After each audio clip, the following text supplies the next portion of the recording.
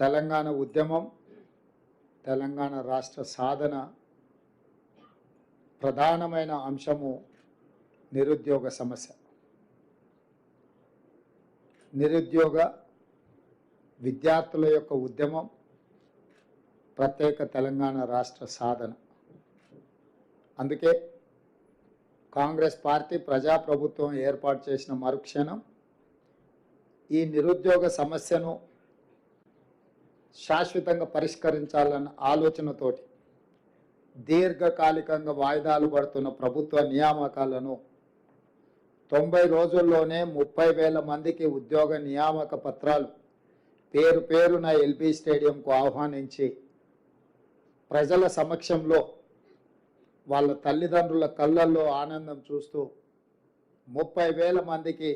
10 సంవత్సరాలు వాయిదాలు పడుతున్న ప్రభుత్వ ఉద్యోగ నియామకాలను చేపట్టడం జరిగింది. అదే కాకుండా ఇంకొక 35,000 ఉద్యోగాలకు,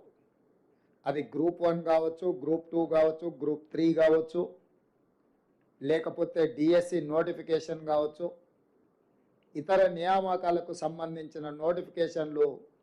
ఇంకొక 35,000కు నోటిఫికేషన్లు ఇవ్వడం ద్వారా నిరుద్యోగ సమస్యను పరిష్కరించడానికి ప్రభుత్వం చిత్తశుద్ధితో ప్రయత్నం చేస్తున్నది అని లక్షలాది మంది నిరుద్యోగ యువకులకు విశ్వాసం కల్పించడానికి సంపూర్ణమైన ప్రయత్నం ఈ ప్రభుత్వం చేస్తున్నది. అదేవిధంగా రాష్ట్ర స్థాయి నియామకాలనే కాకుండా దేశ స్థాయిలో, అది కేంద్ర ప్రభుత్వ సర్వీసులకు సంబంధించి కావచ్చు, పబ్లిక్ సర్వీస్ కమిషన్కు సంబంధించి కావచ్చు, తెలంగాణ రాష్ట్రం నుంచి అత్యధికంగా ఈ ప్రాంత నిరుద్యోగ యువత పోటీ పరీక్షలలో పోటీ పడి అందులో ఉత్తీర్ణులై ఈ దేశ నిర్మాణంలో, ఈ దేశం అభివృద్ధిలో మీరు భాగస్వాములు కావాలి, తెలంగాణ ప్రతిష్ట పెరగాలి, తెలంగాణకు సంబంధించిన మీరందరూ మా కుటుంబ సభ్యులుగా మేము భావించి, కుటుంబ పెద్దలుగా మా బట్టి విక్రమార్క గారు సింగరేణి సంస్థ నుంచి ఒక ప్రత్యేకమైన కార్యక్రమాన్ని రాజీవ్ గాంధీ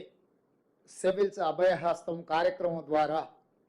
మీకు ఒక ఆత్మవిశ్వాసాన్ని పెంచడానికి, ఈ రాష్ట్ర ప్రభుత్వం మమ్మల్ని అనాథలుగా వదిలేయలేదు, మా పట్ల కుటుంబ బాధ్యత పోషిస్తుంది అని మీకు నమ్మకం కలిగించడానికి